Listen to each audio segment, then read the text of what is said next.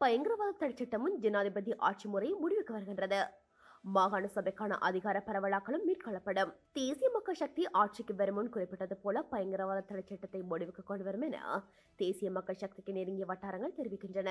அத்தோடு ஐரோப்பிய ஒன்றியத்தின் ஜிஎஸ்பி வரிச்சலுகையை பெறுவதற்காக அரசாங்கம் பயங்கரவாத தடைச்சட்டத்தை பயன்படுத்துவதற்கு தற்காலிக தடையை விதிக்கலாம் எனவும் அவ்வட்டாரங்கள் தெரிவிக்கின்றன. அமெரிக்காவின் வரிச்சலுகையால் பாதிக்கப்பட்டுள்ள இலங்கையை மேலும் நெருக்கடிக்குள் தள்ளாது ஜிஎஸ்பி வரிச்சலுகையை வழங்குவதற்கு ஐரோப்பிய ஒன்றியம் ஒரு சமிக்கையை வழங்கியுள்ளது. இந்த சமிக்கையை இலங்கை அரசாங்கம் வரவேற்கும் என்று எதிர்பார்க்கப்படுகின்றது. ஏற்கனவே பயங்கரவாத தடைச்சட்டத்தை நீக்க முடிவெடுத்துள்ள நிலையில் தற்காலிகமாக ஒரு தடையை கொண்டு வருவதில் அரசு எவ்வித பிரச்சனையும் இருக்க வாய்ப்பில்லை என தேசிய மக்கள் சக்திக்கு நெருங்கிய வட்டாரங்கள் தெரிவிக்கின்றன. மேலும் தேசிய மக்கள் சக்தி ஜனாதிபதி முறைமையை ஒழிப்பதிலும் ஆர்வமாகவும் அதற்கான நடவடிக்கைகளை முன்னெடுப்பதாகவும் தெரிய வருகின்றது. ஜேவிபியோடு கூட்டிணைந்துள்ள கல்வியாளர் மற்றும் அமைப்புகள் மக்களுக்கு வழங்கப்பட்ட வாக்குறுதிகள் அடுத்த தேர்தலுக்கு செல்வதற்கு முன்னதாக நிறைவேற்றப்பட வேண்டும் என்பதில் மிக கவனமாக இருப்பதாக தேசம் நெற்றுக்கு கிடைக்கும் தகவல்கள் தெரிவிக்கின்றன. அவ்வாறு நிறைவேற்றுவதன் மூலம் மக்களிடம் நம்பிக்கையை ஏற்படுத்துவதுடன் மேலும் 5 ஆண்டுகளுக்கான ஆணையை மக்களிடமிருந்து பெற்றுவிடலாம் என்ற நம்பிக்கையுடன் ஜேவிபி உள்ளது. ஜாழ் மாவட்டத்தில் தேர்தல் பிரச்சாரங்களில் தேசிய மக்கள் சக்தி அடுத்த 10 ஆண்டுகளுக்கு ஆட்சியில் இருக்கும் என்பதை கடத்தொழில் அமைச்சர் சந்திரசேகரும் ஏனைய ஜேவிபி மைய அமைச்சர்களும் வெளிப்படையாக இதனை தெரிவிப்பதன் பின்னணி இதுவே என தேசிய மக்கள் சக்திக்கு நெருங்கியவர்கள் தேசம் நெற்றுக்கு தெரிவிக்கின்றனர். மேலும் கடும் போக்குவாத கொள்கைகளை தளர்த்தி கூட்டுச் சேர்ந்தல் அமைப்புகளோடு தேசிய மக்கள் சக்தியாக பயணிப்பதன் மூலம் மட்டுமே இந்த அரசியல் தளத்தில் தக்க வைக்க முடியும் என்பதை ஜேவிபி உணர்ந்துள்ளதாக அவ்வட்டாரங்கள் தெரிவிக்கின்றன. இந்த பின்னணியில் தமிழ் மக்களின் அரசியல் அபிலாசைகளை தீர்ப்பதற்கான மூலோபாயமாக உள்ள மாகாண சபைக்கான தேர்தலை 2026 நடத்துவதற்கு திட்டமிட்டுள்ளனர். அந்த மாகாண சபைக்கான 4வது தேர்தலிலும் தாங்களே வெற்றி பெறுவோம் என்ற உறுதியோடு தேசிய மக்கள் சக்தி உள்ளது.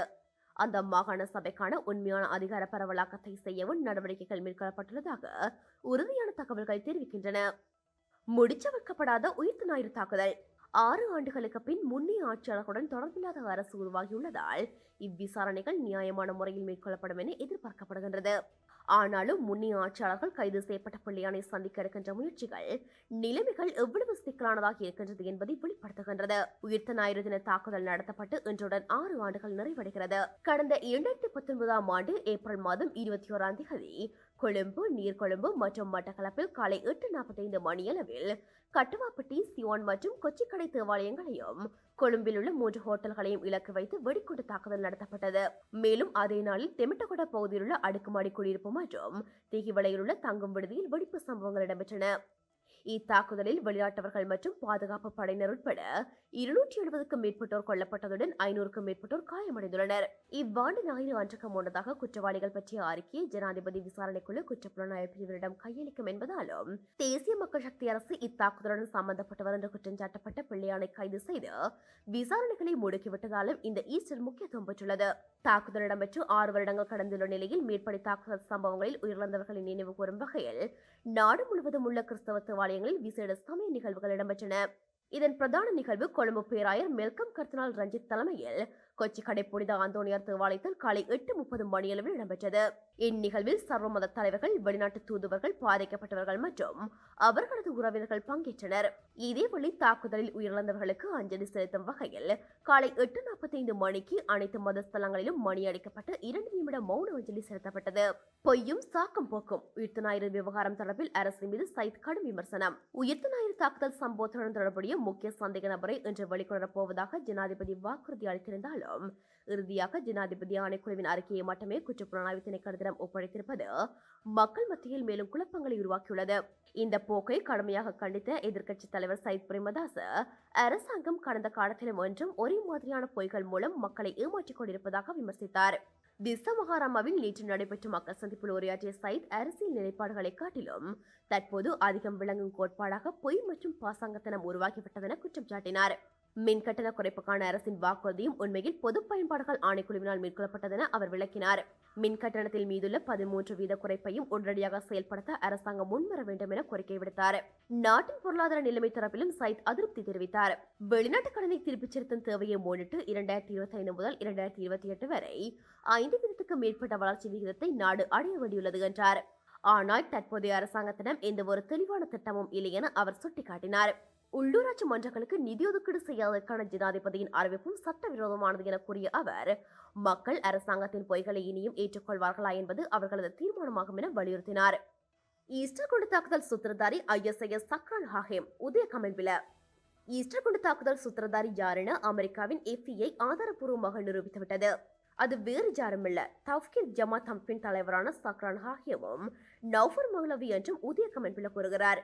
ஈஸ்டர் தாக்குதல் தொடர்பில் அரசாங்கம் பிள்ளையானிடம் கட்டாய வாக்குமூலத்தை வாங்கி ஈஸ்டர் தாக்குதல் சூத்திரதாரி என வேறு யாரோ ஒருவரை பழியாக்கி இருப்பதாகவும் கமெல்வில குறிப்பிட்டார். தான் ஒற்றை மனிதனாக பிள்ளையானை சந்தித்து அரசாங்கத்தினுடைய வேடத்தை கலைத்த வீரன் ராம்போவாக உருவெடுத்திருப்பதாகவும் பெருமிதம் அடைந்தார். இனவாதியான கமெல்வில ராணுவ துணைப்படையாக இருந்து பல கொலைகளில் மற்றும் கடத்தல்கள் வலிந்து காணாமலாக்கப்பட்டதில் சம்பந்தப்பட்ட பிள்ளையானை நாட்டை காப்பாற்றிய தேசபக்தர் என உதய கமெல்வில பாராட்டி வருவதை அமைச்சர் கண்டித்தமை தெரிந்ததே. ஒரு பக்கம் ஈஸ்டர் தாக்குதலில் இந்தியாவின் பங்கு என்ன எனவும் அரசாங்கத்தை கவிழ்த்து ஆட்சியை கைப்பற்ற கோத்தபாய மற்றும் ராஜபக்ச குடும்பத்தின் சதி எனவும் பல்வேறு கோணங்களில் விசாரணைகள் நகர்கின்றது. லஞ்ச ஊழல் குற்றச்சாட்டில் சிக்கியுள்ள சாமர சம்பத் தசநாயக்கவை காக்க களத்தில் ரணில். ஊவா மாகாண சபையின் முதலமைச்சர் மாகாண சபை அரச வங்கியில் வைத்திருந்த நிலையான வைப்பு நிதியை முறைகேடாக எடுத்து அரசாங்கத்துக்கு 17.3 மில்லியன் நஷ்டம் ஏற்படுத்தியதாக குற்றம் சாட்டப்பட்டு கைது செய்யப்பட்டு விளக்கமறியலில் உள்ளார். இந்த விடயத்தில் மூக்கில் நுழைத்த ரணில் தான் பிரதமராக இருந்த காலத்திலேயே ஜனாதிபதியாக இருந்த மைத்திரியின் சம்மதத்துடன் அப்பணத்தை எடுத்ததாக ஊடக அறிக்கை ஒன்றை வெளியிட்டு சாமர குற்றமற்றவர் என கூறுகிறார். இந்த விடயத்தில் விரைந்து செயற்பட்ட லஞ்ச ஊழல் விசாரணை ஆணைக்குழு ரணில் விக்ரமசிங்கவை கடந்த 17ஆம் தேதி நேரில் ஆஜராகி அறிக்கை வழங்கும்படி உத்தரவிட்டது. குறிப்பிட்ட நாளில் சமூகம் தர முடியாது என தெரிவித்த ரணிலுக்கு புதிய திகதி லஞ்ச ஊழல் விசாரணை ஆணைக்குழுவால் வழங்கப்பட்டுள்ளது. இதே சமயம் முன்னாள் ஜனாதிபதி மைத்ரிபால சிறிசேனவிடம் சுமார் 7 மணித்தியாலங்கள் குற்றப்புலனாய்வு திணைக்களத்தில் வாக்குமூலம் பதிவு செய்யப்பட்டுள்ளது. அரசியல்வாதிகள் உட்பட பலருக்கு ஜனாதிபதி நிதியிலிருந்து நிதி வழங்கியவை தொடர்பான விசாரணைகளுக்காக மைத்ரிபால சிறிசேன வாக்குமூலம் வழங்குவதற்கு குற்றப்புலனாய்வு திணைக்களத்தில் நேற்று திங்கட்கிழமை முன்னிலையானார். சர்ச்சைக்குரிய கருத்துக்களை தவிர்க்கவும் தேர்தல் ஆணைக்குழு ஜனாதிபதிக்கு அறிவுறுத்தல். தேசிய மக்கள் சக்தி ஆட்சி அமைக்கும் உள்ளூராட்சி பிரிவுகளுக்கு கண்ணை மூடிக்கொண்டு நிதி வழங்குவோம். மற்ற உள்ளூராட்சி பிரிவுகளுக்கு ஊழல் இல்லை என்பதை 1க்கு 10 தடவை பார்த்துத்தான் நிதி வழங்குவோம் என ஜனாதிபதியானோர் தேர்தல் பிரச்சார கூட்டங்களில் தெரிவித்த கருத்து அரசியல் ரீதியாக சில சர்ச்சைகளை ஏற்படுத்தியது. இதுபோன்ற கருத்துக்களை வெளியிடுவதை தவிர்க்குமாறு ஜனாதிபதிக்கு அறிவுறுத்துமாறு ஜனாதிபதியின் செயலாளருக்கு கடிதம் அனுப்பப்பட்டுள்ளதாக தேர்தல் ஆணைக்குழுவின் தவிசாளர் ஆனந்த ரத்நாயக்க தெரிவித்தார். தேர்தல் கண்காணிப்பு அமைப்புகளால் தேர்தல் ஆணைக்குழுவுக்கு செய்யப்பட்ட முறைப்பாடுகளின் அடிப்படையில் இந்த கடிதம் அனுப்பப்பட்டதாகவும் அவர் கூறினார். ஜனாதிபதியின் அறிக்கை உள்ளூராட்சி தேர்தல் சட்டத்தின் பிரிவுகள் 92C தவறான செல்வாக்கு மற்றும் 82D அதிகபட்ச நன்மைக்கான வாக்குறுதிகள் ஆகியவற்றின் தெளிவான மீறலாகும் என்று கண்காணிப்பு அமைப்புகள் சுட்டிக்காட்டியுள்ளன. மீனவர்களின் பாதுகாப்பை வலியுறுத்தி போராட்டம். முல்லைத்தீவு மாவட்டத்தில் சட்டவிரோத கடற்தொழில்களை கட்டுப்படுத்த முனைப்புடன் செயல்பட்டு வந்த மீனவ ஒத்துழைப்பு இயக்கத்தின் மாவட்ட இணைய தலைவர் அன்னலிங்க நடனலிங்கத்தின் மோட்டார் சைக்கிள் சட்டவிரோத முறைப்பாடுகளில் ஈடுபட்ட குழுவினரால் எரியூட்டப்பட்ட சம்பவம் அதிர்ச்சியை ஏற்படுத்தியுள்ளது. இந்த சம்பவம் சட்டவிரோத கடற்தொழிலை எதிர்த்து போராடுபவர்களின் பாதுகாப்பை கேள்விக்குள்ளாக்கியுள்ளது. இச்சம்பவத்தை கண்டித்து மீனவ சங்கங்கள் மற்றும் சமூக இயக்கங்களின் ஏற்பாட்டில் முல்லைத்தீவு மாவட்ட செயலகத்துக்கு முன்பாக மக்கள் திங்கட்கிழமை ஆர்ப்பாட்டத்தில் ஈடுபட்டனர். இதில் வன்னி மாவட்ட நாடாளுமன்ற உறுப்பினர் துரைராசா ரவிகரனும் பங்கேற்று மக்களிடமிருந்து மகஜர் ஒன்றையும் பெற்றுக் கொண்டார். அவர் இச்சம்பவம் தொடர்பாக போலீசார் உரிய நடவடிக்கைகளை மேற்கொள்ளாதது குறித்து கண்டனம் தெரிவித்தார். அரசாங்கம் சட்ட ஒழுங்கை பாதுகாக்கும் பொறுப்புடன் இருக்க வேண்டும் என வலியுறுத்திய அவர் மே மாதம் நடைபெறும் பாராளுமன்ற அமர்வில் இதனை எதிரொலிக்க செய்வதோடு ஜனாதிபதி செயலகம், பிரதமர், பொதுமக்கள் பாதுகாப்பு அமைச்சர் மற்றும் கடற்றொழில் அமைச்சரிடம் இது தொடர்பான உரிய நடவடிக்கைகளை வலியுறுத்துவதாக தெரிவித்தார். வெளிவந்தது போலி நாணயத்தாள். ஏப்ரல் 21 அடையாளம் தெரியாத 2 நபர்கள் மோட்டார் சைக்கிளில் வந்து ஒளிவில் 2ஆம் பிரிவில் உள்ள சிறிய சில்லறை கடையில் போலி 5000 ரூபாய் நாணயத்தாளை வழங்கி பொருட்களை கொள்வனவு செய்து ஏமாற்றிய சம்பவம் ஒன்று இடம்பெற்றுள்ளது.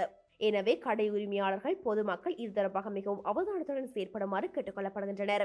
சந்தேகத்துக்கிடமான நாணயங்கள் இருப்பில் உடனடியாக அருகிலுள்ள போலீஸ் நிலையத்தில் தகவல் வழங்குங்கள் என போலீசார் தெரிவித்துள்ளனர். சுற்றுலா பயணிகள் அதிகரிப்பு. இந்த வருடம் ஜனவரி மாதம் 1ஆம் தேதியிலிருந்து ஏப்ரல் மாதம் 20ஆம் தேதி வரை 8,46,221 சுற்றுலா பயணிகள் நாட்டுக்கு வருகை தந்துள்ளதாக இலங்கை சுற்றுலாத்துறை அபிவிருத்தி அதிகார சபை தெரிவித்துள்ளது. அதன்படி ஏப்ரல் மாதத்தில் முதல் 20 நாட்களில் 1,23,945 சுற்றுலா பயணிகள் நாட்டுக்கு வருகை தந்துள்ளனர். இந்த காலப்பகுதியில் இந்தியாவிலிருந்தே அதிகளவான 24,776 சுற்றுலா பயணிகள் வருகை தந்துள்ளனர். அத்துடன் ஐக்கிய ராஜ்யத்திலிருந்து 14,060 சுற்றுலா பயணிகளும், ரஷ்யாவிலிருந்து 10,873 சுற்றுலா பயணிகளும், ஜெர்மனியிலிருந்து 9,387 சுற்றுலா பயணிகளும், ஆஸ்திரேலியாவிலிருந்து 8,404 சுற்றுலா பயணிகளும், பிரான்சிலிருந்து 5,719 சுற்றுலா பயணிகளும் நாட்டுக்கு வருகை தந்துள்ளதாக இலங்கை சுற்றுலா அபிவிருத்தி அதிகார சபை மேலும் தெரிவித்துள்ளது. கத்தோலிக்க மறுமலர்ச்சிக்கு வித்திட்ட பாப்பரசர் மறைவுக்கு ஜனாதிபதியான அனுதாபம். புனித பரிசுத்தர் பாப்பரசர் பிரான்சில் தன்னுடைய 88வது வயதில் காலமானார். சுகையினம் காரணமாக அண்மையில் வைத்தியசாலையில் அனுமதிக்கப்பட்டிருந்த புனித பாப்பரசர் பிரான்சிஸ் குணமடைந்து வெளியேறிய பின் ஓய்வில் இருந்தார் எனவும் இந்நிலையில் இன்று ஏப்ரல் 21 உயிரிழந்தார். உலகெங்கும் உள்ள கத்தோலிக்கர்கள் அவருக்கான அஞ்சலியை செலுத்தி வருகின்றனர். இதுவரை காலமும் பாப்பரசர்களாக இருந்த 266 பேரில் பாப்பரசர் பிரான்சிஸ் ஒரு மத சீர்திருத்தவாதியாக கருதப்படுகின்றார். அர்ஜென்டினாவின் புவனஸ் அயர்ஸைச் சேர்ந்த இவர் முதலாவது ஐரோப்பியர் அல்லாத பாப்பரசர் என்ற பெருமைக்குரியவர். இவர் வாழ்ந்த காலகட்டம் லத்தீன் அமெரிக்காவில் சர்வாதிகார ஆட்சிகளும் ஒடுக்குமுறையும் தலைவிரித்தாடிய காலகட்டம். அதனால் வறுமையும் துன்பமும் நிறைந்திருந்தது. அதனால் விடுதலைக்கான குரல் கொடுக்க வேண்டும் என்ற உணர்வு அன்றைய லத்தீன் அமெரிக்க கத்தோலிக்க பாதிரிகளிடம் மேலோங்கியிருந்தது. அதுவே விடுதலை இறையியலாகி அதனால் போப் பிரான்சிஸும் அன்று ஈர்க்கப்பட்டிருந்தார். மிக உளிமையான மனிதரான இவர் அனைவரையும் உள்ளடக்கும் வகையில் கத்தோலிக்கத்தை சீர்திருத்தியவர் என போற்றப்படுகின்றார். அவருக்கு அடிப்படைவாதிகளிடமிருந்து பலத்த நெருக்கடிகளும் ஏற்பட்டது. பாப்பரசர் பிரான்சிஸின் மறைவுக்கு ஜனாதிபதி அனுரகுமார திசாநாயக்க அனுதாபம் தெரிவித்துள்ளார். தனது உத்தியோகபூர்வ எக்ஸ் கணக்கில் இது தொடர்பில் பதிவொன்றை இட்டுள்ள அவர் இலங்கை மக்கள் சார்பாக தனது ஆழ்ந்த இரங்கலை தெரிவிப்பதாக அவர் குறிப்பிட்டுள்ளார். அமைதி, இரக்கம், மனிதநேயம் தொடர்பான அவரின் அசைக்க முடியாத அர்ப்பணிப்பு உலகில் ஒரு அழியாத அடையாளத்தை ஏற்படுத்தியுள்ளதாக ஜனாதிபதி தனது பதிவில் குறிப்பிட்டுள்ளார். அவரது இரக்கம், நீதி, மதங்களுக்கிடையான நல்லிணக்கம் ஆகியவற்றின் மரபானது எதிர்கால சந்ததியினருக்கு ஒரு முன்மாதிரியாக அமையட்டும் என ஜனாதிபதி அனுரகுமார திசாநாயக்க தனது பதிவில் மேலும் சுட்டிக்காட்டியுள்ளார்.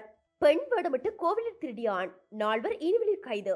ஜாழ்ப்பாணத்தில் சங்கிலி அறுத்த குற்றச்சாட்டில் பெண் வேடமணிந்த ஆண் உள்ளிட்ட 2 ஆண்களும் 2 பெண்களும் கைது செய்யப்பட்டுள்ளனர். இனிவில் பகுதியில் உள்ள ஆலயம் ஒன்றில் ஏப்ரல் 20 இடம்பெற்ற தேர் திருவிழாவின் போது பக்தர்களின் சுமார் 4 பவுண்ட் சங்கிலி அறுக்கப்பட்டுள்ளது. சங்கிலி அறுக்கப்பட்ட சம்பவம் தொடர்பில் கோப்பாய் போலீசாருக்கு வைக்கப்பட்டதை அடுத்து சம்பவ இடத்திற்கு விரைந்த போலீசார் ஆலய சூழலில் சந்தேகத்துக்கிடமான முறையில் நடமாடிய 4 கைது செய்துள்ளனர். கைது செய்யப்பட்ட 4 போலீஸ் நிலையத்தில் தடுத்து வைத்து விசாரணைகளை மேற்கொண்டுள்ளனர். கைது செய்யப்பட்டவர்கள் மட்டக்களப்பு மாவட்டத்தைச் சேர்ந்தவர்கள் என போலீசார் தெரிவித்துள்ளனர். பிள்ளையானால் பாதிக்கப்பட்ட தங்கள் தாய் உதயகலாவை மீட்டுத்தர ஜனாதிபதியிடம் மகள் கோரிக்கை. ஜாழ்ப்பாண சிறையில் இருக்கும் சர்வ மக்கள் கட்சியின் தலைவி உதயகலா தயாபராஜை விடுதலை செய்யும்படி அவரது மகள் நேற்றைய தினம் ஜாழ் ஊடக மையத்தில் அளித்த பேட்டியில் ஜனாதிபதியிடம் கோரிக்கை வைத்துள்ளார்.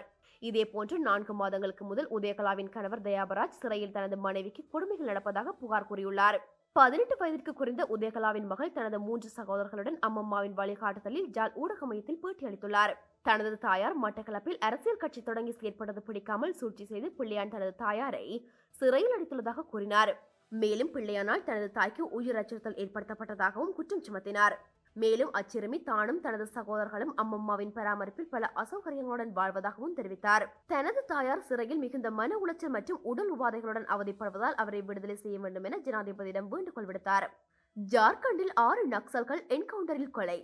இந்தியாவின் மத்திய ரிசர்வ் படையினரின் தொடர் தாக்குதல்களில் சத்தீஸ்கர் மற்றும் ஜார்க்கண்ட் மாநிலங்கள் சமீப காலங்களில் பல நக்சல் போராளிகள் கொல்லப்பட்டு வருகின்றனர். இந்நிலையில் ஜார்க்கண்ட் மாநிலத்தில் லுகும் மலைப்பகுதியில் பதுங்கியிருந்த நக்சல் போராளிகளுடன் நடந்த துப்பாக்கிச் சண்டையில் 6 பேர் கொல்லப்பட்டதாக மத்திய ரிசர்வ் படை அறிவித்துள்ளது. அத்துடன் தமது தரப்பில் யாரும் காயமுறவில்லை எனவும் கூறியுள்ளது. நக்சல் போராளிகளிடமிருந்த துப்பாக்கிகள் பறிமுதல் செய்யப்பட்டதாகவும் அறிவித்துள்ளது. டொனால்ட் ட்ரம்பிற்கு எதிராக மக்கள் வீதிகளில் இறங்கினர். 50,501 என்ற போராட்டக் குழுவின் ஏற்பாட்டில் அமெரிக்காவில் மக்கள் வீதிகளில் திரண்டு ஜனாதிபதி டிரம்பின் கொள்கைகளுக்கு எதிராக போராட்டத்தில் ஈடுபட்டுள்ளனர். கடந்த ஏப்ரல் 5 மற்றும் 19 நியூயார்க் நகரம் மற்றும் வெள்ளை மாளிகை முன் திரண்ட மக்கள் டொனால்ட் ட்ரம்புக்கு எதிராக கோஷமிட்டனர். 50,501 அமைப்பு அமெரிக்காவின் அனைத்து மாநிலங்களிலும் ட்ரம்ப் எதிரான ஆர்ப்பாட்டங்களை ஒழுங்கு செய்துள்ளது. 50 போராட்டங்கள் 50 மாநிலங்கள் ஒரு இயக்கம் என்பதை குறிக்கும் வகையில் 50,501 என்ற இப்போராட்டக் குழுவுக்கு பெயரிட்டுள்ளனர். டொனால்ட் ட்ரம்பின் குடிவரவு கொள்கைகள், வரி கொள்கைகள், அரசு ஊழியர்களின் ஆட்குறைப்பு போன்ற அடாவடியான கொள்கைகளுக்கு எதிராக போராடுகின்றனர். அமெரிக்காவில் மன்னர்கள் இல்லை, பதாதைகளை தாங்கிக் கொண்டு கோஷமிடுகின்றனர். ட்ரம்ப் ஹிட்லர் போன்று செயற்படுவதாகவும் விமர்சிக்கின்றனர். டொனால்ட் ட்ரம்பின் சட்டவிரோத குடியேறிகளின் நாடு கடத்தும் திட்டத்தை கடுமையாக விமர்சிக்கின்றனர்.